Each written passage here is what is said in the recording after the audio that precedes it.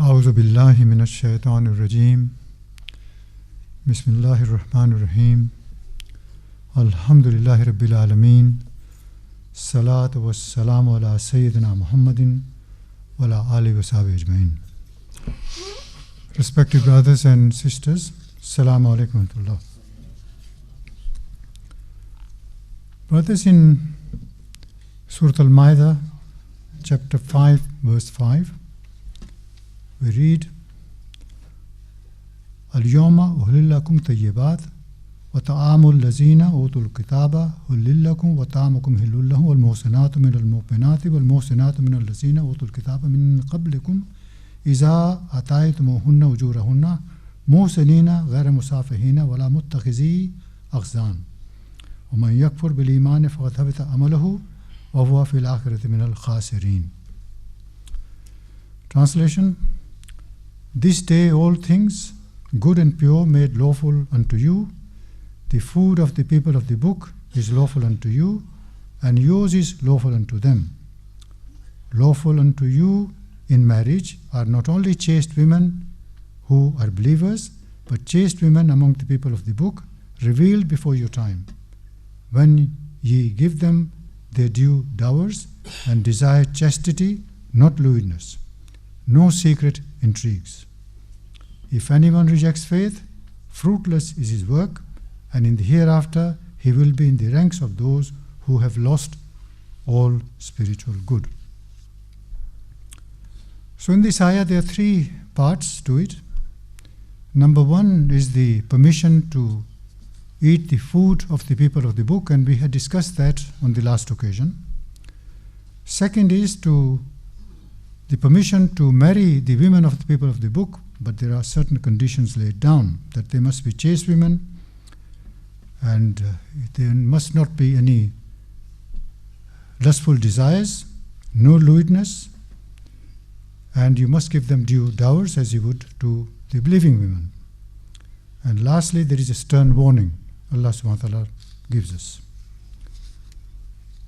So, coming to the second part, a Muslim man may marry a woman from the people of the book. The conditions are that she must be a chaste woman,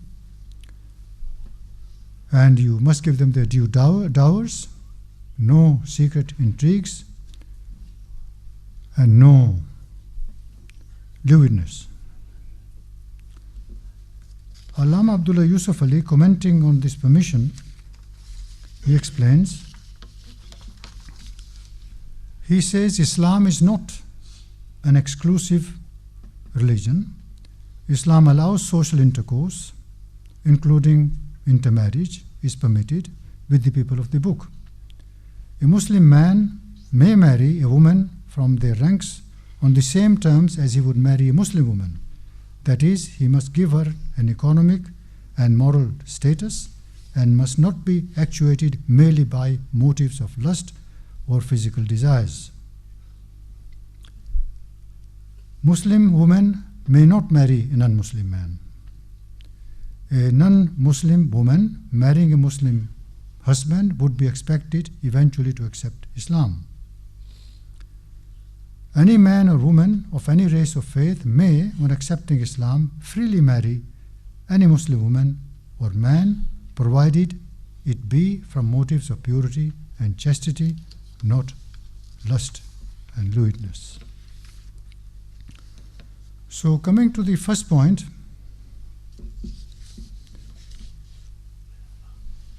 a Muslim man may marry a woman, a chaste woman from the people of the book. And where he comments that a non-Muslim woman marrying a Muslim husband would be expected eventually to accept Islam. So the point is that according to his narrative, he says that when a Muslim man marries a woman from the people of the book, a Jewish or a Christian, she would be expected to accept Islam at some point. But there are other scholars, they disagree. And they say, well, you see, the Holy Quran doesn't say that. Discussing the point with them, I said, well, you see, the Holy Quran does warn you. In the same ayah, you don't have to go far, and that's where this stern warning is coming from. وَمَنْ يَكْفُرْ بِالْإِيمَانِ فَقَدْ هَبِطَ عَمَلُهُ وَهُوَ فِي الْآخِرَةِ مِنَ الْخَاسِرِينَ. If anyone rejects faith, fruitless is his work, and in the hereafter he will be among the ranks of those who have lost all spiritual good. So the point is that first, Allah subhanahu wa ta'ala gives us, the Muslims, permission to eat food of the people of the book. And secondly, He gives us permission to marry the women, provided they're chaste, and the conditions that it must not be for lust and lewdness, no secret intrigues, and they must be given their due dowers. And after that, why this stern warning? Raises a point. You see, this Allama Yusuf Ali, he came to this country to do his bar at law. Very learned man, Hafizul Quran. And he had a command of the knowledge of the Bible as well as the Quran. His father was a scholar, and he imbibed in him the desire to, or the intense desire to serve the Quran. And that's why he did the translation with running commentary and explanatory notes in his late life. And the beauty about his explanatory notes are that he gives cross-references from the Bible as well as the Quran. So the point is that after giving this permission, why this stern warning? Well, the point is that if one marries in this country, then of course there are adverse influences. If one marries a lady from the people of the book in Islamic environment, the situation is different because the outside influences hopefully are not adverse, and that the children growing up would hopefully continue to practice the faith of the father, that is Islam. However, in this situation, in this non-Muslim society, there are adverse influences. And so if the husband, who is a Muslim, is a devout Muslim, and he practices Islam, he has the character of a true believer, then no doubt he will influence the wife from the people of the book. And if he influences the wife, the chances are that she will accept Islam. And if she accepts Islam, then obviously she will apply that positive influence to the children that she is raising. However, if the husband is not able to influence the wife, then the wife is naturally going to influence him and the children. If she influences him and the children, the chances are that the children will not be Muslim, and in fact, they may not be religious at all. In my life, I have come across situations as a young man, my friends marrying locally, and I found that in one certain case, a person who married a Catholic girl, she had pronounced a Shahada, but of course that is just to marry, because as far as she is concerned, is one of the ritual of the Muslim marriage. But she hadn't really from inwardly accepted Islam. So they used to have argument. He talking for Islam, she talking against Islam, and sometimes when I spoke to him, sometimes he would be talking for Islam and against Islam. For Islam when he's expressing his opinion, and against Islam when he is expressing her opinion. And I found that the two sons that they had became atheists. So there are a lot of problems. And then of course, there was another man, he married again a local girl, and once I met him and he poured out his heart to me. And he said, I'm married, and this wife that I have, and I also have a child, he's now 10 months, but I'm having problems. So I asked him, look, what problems are you having?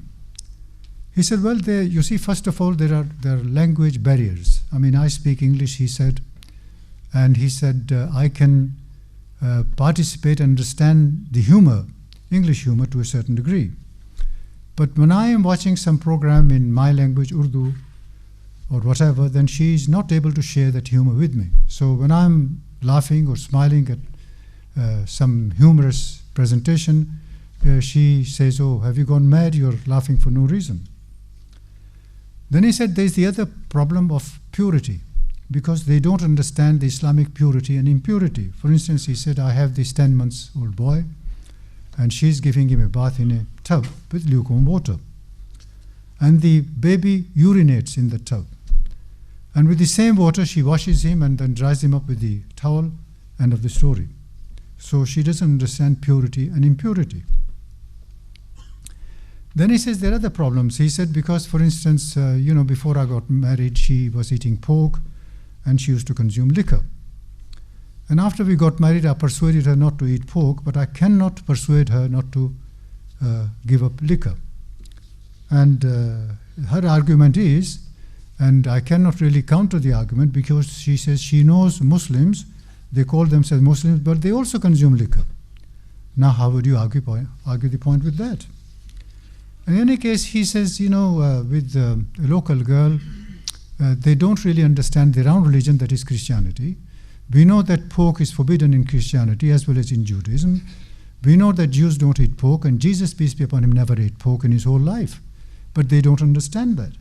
Another thing is, for instance, how can a Muslim kiss a girl who has been consuming pork and has been consuming liquor? To me, now it seems as though I made a mistake. But now I have to continue, because for the sake of the child, I have to make this marriage a success and suffer the consequences. However, there are exceptions, and I have come across those as well. There's somebody I know, he married a local English girl, previously a Christian, but she accepted Islam, but she accepted Islam from the bottom of her heart. She would be a devout, committed Muslim. And I know that the husband used to do night shift and used to come back home in the morning, early in the morning, and she would be up to welcome him. She would say to him that, look, my husband, you have been working all night, your breakfast is ready, but please, it's Fajr time, so if you can do your Fajr and the breakfast is ready, so it's up to you. And he would persuade him to do his Fajr first and then have his breakfast afterwards. So there are exceptions, and that is when they accept Islam. The second point we have is that, as he points out, that a Muslim woman cannot marry a man of the people of the book. And often I'm asked, especially when we have groups coming here, and sometimes we have Muslim groups, and the girls ask that why is it that a Muslim woman cannot marry a man of the people of the book? So I tell her that, you see, it's a non-starter. Why is it a non-starter? Because when a non-Muslim lady from the people of the book, a Jewish or a Christian, comes to a Muslim household, she finds no problem. She is able to adjust herself quite readily, because Muslims believe, honor, respect, and revere Prophet Moses, peace be upon him, and Jesus, peace be upon him. So she feels very much at home. However, when a Muslim lady goes to a non-Muslim household in a Jewish or a Christian family, it's a non-starter, because for a start, they don't believe in Prophet Muhammad, peace be upon him, and often things are said in abhorring manner against the Prophet Muhammad, peace be upon him. And also, in the morning, she may be served with breakfast with pork. So it's a non-starter right from the beginning. There are clashes right from the beginning, and that's why it's a non-starter. And of course, the third point is that he raises is that a Muslim man or woman can marry anyone from any race or background, provided they accept Islam. So there's a lot to ponder over, and there's a lot to absorb, and there's a lot to learn. So can you imagine how one can expound on one ayah? And of course, I've only touched upon the explanation. I haven't gone into depth. So this is why Allah subhanahu wa ta'ala again and again commands us to ponder over the verses of the Holy Quran. May Allah subhanahu wa ta'ala guide us all. Wa akhiru da'ana, alhamdulillahi rabbil alameen. Assalamu alaikum wa rahmatullah.